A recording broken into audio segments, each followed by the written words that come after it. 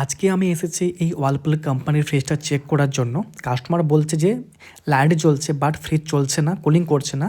আর এর আগে যখন চলতো খুব বেশি আইস হতো। তো দেখতে পাচ্ছ রিলের অবস্থা খুব খারাপ, কেমন আওয়াজ করছে। আমি ভোল্টেজ চেক করলাম, ভোল্টেজ কিন্তু ঠিকঠাক আসছে থার্মোস্ট্যাট থেকে। তো প্রথমে আমি এর থার্মোস্ট্যাট চেঞ্জ করব, কারণ কি ওভার আইস হতো, তার জন্য এটা খারাপ ছিল। তো দেখো এটা হচ্ছে নতুন থার্মোস্ট্যাট, একই গ্যাস একই কোম্পানির, সব ঠিকঠাক আছে, কোনো অসুবিধা নেই। তো এখানে দেখো টোটাল ফিটিং কমপ্লিট হয়ে গেছে, আমরা নতুন ফিটিং করে দিয়েছি। আর লাগিয়েছি এখানে নতুন রিলে প্লাস ক্যাপাসিটর প্লাস নতুন ওএলপি। তো কানেকশান পুরোপুরি রেডি, এখন আমি অন করব। তো দেখো 0.33 আমাদের কম্প্রেসর অ্যাম্পের নিচ্ছে, সিস্টেম স্টার্ট হয়ে গিয়েছে, খুব সুন্দর হিট করছে কনডেন্সার কয়েল। আর যখন আমি চেক করলাম ভিতরেতে কুলিং কয়েলে, খুব সুন্দর কিন্তু ঠান্ডা করছে, একদম কুলিং কয়েল একদম চিল্ড হচ্ছে। তো আমাদের তো ফ্রিজ রেডি হয়ে গেছে, প্রবলেম ছিল মেনলি রিলে ক্যাপাসিটর এগুলোরই। ঠিক আছে, তো দেখা হচ্ছে পরের ভিডিওতে।